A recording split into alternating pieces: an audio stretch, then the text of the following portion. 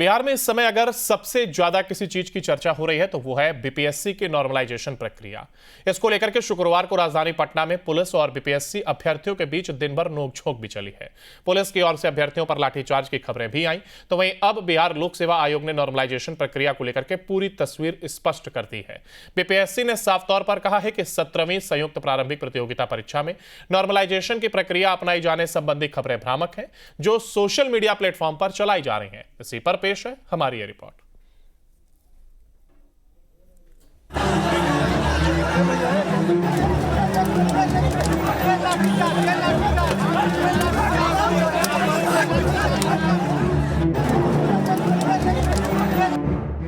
Normalisation पर बड़ा फैसला। बीपीएससी ने जारी की सफाई वाली चिट्ठी। एक ही प्रश्न पत्र से होगी बीपीएससी परीक्षा।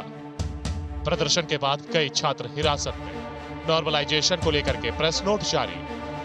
कोचिंग चलाने वालों पर अफवाह का आरोप। बिहार की राजधानी पटना में पिछले दिनों बीपीएससी अभ्यर्थियों पर पुलिस ने जमकर लाठीचार्ज किया, तो वहीं इस लाठीचार्ज में कई अभ्यर्थी घायल भी हुए और कईयों को हिरासत में लिया गया है। हालांकि अब तमाम विरोध के बाद राजनीतिक सियासत भी गरमा गई है, जिसके बाद कई नेताओं ने अपनी प्रतिक्रियाएं दी। इन सबके बीच अब बिहार लोक सेवा आयोग ने बड़ा फैसला किया है और फैसले को वापस लेते हुए कहा है कि परीक्षा में अब नॉर्मलाइजेशन की प्रक्रिया नहीं होगी, जिसे छात्रों की जीत माना जा रहा है। तो वहीं नेता प्रतिपक्ष तेजस्वी यादव ने छात्रों पर हुए लाठीचार्ज के बाद फेसबुक लाइव पर आकर अपनी प्रतिक्रियाएं दी, जहां उन्होंने कहा कि हमने काफी दिनों से इस मुद्दे को उठाया था, सरकार को जवाब देना चाहिए कि क्यों छात्रों को पीटा गया। तो वहीं बीजेपी अध्यक्ष दिलीप जायसवाल ने तेजस्वी यादव पर पलटवार किया और कहा, तेजस्वी यादव का काम है आग में घी डालना, विपक्ष का काम सिर्फ लोगों को भड़काना नहीं है। तभी जो छात्र आंदोलन कर रहे थे अपने अधिकार के लिए, और जिस प्रकार से बर्बरता से, जिस प्रकार से नीतीश कुमार जी के इशारों पर उनकी पुलिस ने छात्र छात्राओं को लाठीचार्ज किया है, इसका हम जो है पुरजोर विरोध करते हैं, खंडन करते हैं। आप बताइए, जो छात्र हैं वो पढ़ेंगे भी, अपने अधिकार के लिए भी लड़ेंगे और इनको वोट भी देंगे और लाठी भी खाएंगे। ये कहां से न्याय है?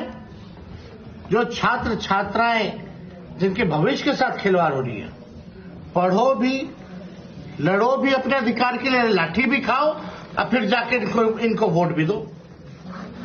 माननीय मुख्यमंत्री जी, जिनकी रिटायरमेंट की उम्र हो गई है, वो जो है इस तरह का काम करवाने, लाठी चलवाने का काम करना। देखिए, नेता प्रतिपक्ष का अब एक ही काम रह गया है कि कहीं पर आग लगे तो उसमें घी डालना। मैं अभी वही बता रहा था कि विपक्ष का काम सिर्फ लोगों को भड़काना नहीं है। विपक्ष का काम है कि सच्चाई के आईने में सरकार को सुझाव देना। तो नेता प्रतिपक्ष का तो यही काम ही है कि पता लगाना कि पूरे बिहार में कहीं कोई हंगामा तो नहीं हो रहा है, तो उसमें जाकर के वो घी रखे हुए हैं पूरा डालने का काम करना। जनता पहचान रही है और इसीलिए उनका जो है नेता का पद भी और प्रतिपक्ष का पद भी। आपने देखा ना बेलागंज में जब वो गए प्रचार करने, तो उनको लगा कि अब तो एमवाई फैक्टर में भी नेता प्रतिपक्ष का जादू नहीं चल रहा, तो पूज्य पिताजी को बेलागंज में बुलाए, लेकिन अब वो भी नहीं चला। इन लोगों को जनता बेनकाब कर रही है। इसी तरह का बात जो भी करेगी सरकार करेगी। अगर उस अभ्यर्थी को कोई दिक्कत है, सरकार एकदम सतर्क है और भावनात्मक फैसला सरकार लेती है। हर वक्त अभ्यर्थी के पक्ष में बात सोचती है, तो ये सब सरकार को सोचना है। उनका तो काम ही है बैठ करके सुबह सुबह तबला बजाना। ढोलक खरीद लिए हैं, सुबह सुबह ढोलक बजा रहे हैं, और क्या कर रहे हैं।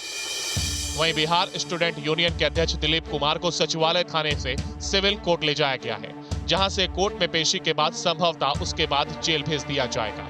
हालांकि जिला प्रशासन की ओर से कहा गया था कि 17वीं बीपीएससी में नॉर्मलाइजेशन के लिए अफवाह फैलाने में दिलीप कुमार पर मामला दर्ज किया गया है। हालांकि इस दौरान पटना पुलिस कार्रवाई करते हुए Khan global study Twitter handle पर मामला दर्ज कर लिया है। पटना पुलिस की ओर से कहा गया है कि इस ट्विटर हैंडल पर लगातार यह चलाया जा रहा है कि खान सर को गिरफ्तार कर लिया गया है, जबकि खान सर को गिरफ्तार नहीं किया गया है। उन्हें थाने जरूर लाया गया, लेकिन उसके बाद उन्हें सकुशल घर छोड़ दिया गया था। तो वहीं सचिवालय डीएसपी अनु कुमारी ने कहा है कि इस मामले में प्राथमिकी दर्ज की जा रही है और कठोर कार्रवाई होगी। सोशल मीडिया प्लेटफॉर्म के Twitter handle Khan global studies पर एक पोस्ट वायरल किया जा रहा है जहां खान सर की रिहाई की मांग की जा रही है। कल दिनांक 6 दिसंबर को गर्दनीबाग धरना स्थल पर बीपीएससी अभ्यर्थियों द्वारा प्रदर्शन किया जा रहा था। इसी क्रम में खान सर खुद थाने पे आए। कुछ देर के बाद उनके द्वारा आग्रह किया गया कि पुलिस गाड़ी के द्वारा उन्हें सुरक्षित उनकी गाड़ी पर छोड़ दिया जाए। इस संबंध में पुलिस वाहन से अटल पथ के पास उन्हें उनकी गाड़ी के पास सुरक्षित छोड़ दिया गया। पुलिस के द्वारा खान सर की किसी भी प्रकार की गिरफ्तारी नहीं की गई है। उक्त खान ग्लोबल स्टडीज पर वायरल पोस्ट विद्यार्थियों को दिग्भ्रमित करने हेतु किया गया है। किसी भी प्रकार की विधि व्यवस्था की समस्या होने पर इसकी पूर्णतः जिम्मेदारी उक्त ट्विटर हैंडल की होगी। विद्यार्थियों को दिग्भ्रमित करने, फेक मैसेज करने एवं हिंसा की स्थिति उत्पन्न करने हेतु उक्त ट्विटर हैंडल पर उचित प्राथमिकी दर्ज की जा रही है। आइए ग्राफिक्स के जरिए समझते हैं कि आखिर क्या है नॉर्मलाइजेशन की यह प्रक्रिया। एक्सपर्ट की माने तो अगर परीक्षा में स्क्रॉल इन अभ्यर्थियों की संख्या से तय होता है कि उस परीक्षा में नॉर्मलाइजेशन की प्रक्रिया लागू होगी या नहीं।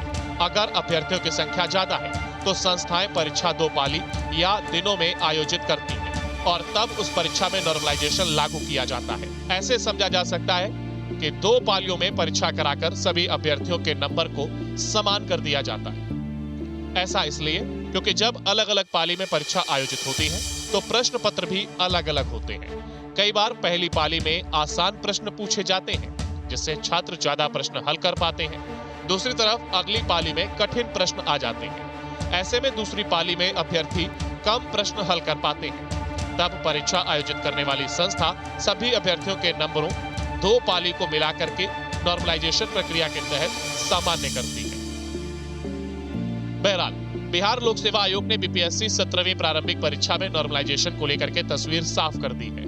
आयोग की ओर से एक पत्र जारी कर कहा गया है कि 17वीं प्रारंभिक परीक्षा में नॉर्मलाइजेशन अपनाने का कोई प्रस्ताव नहीं है। बीपीएससी ने इसे पूरी तरह अफवाह बताया है। न्यूज स्टेट की रिपोर्ट।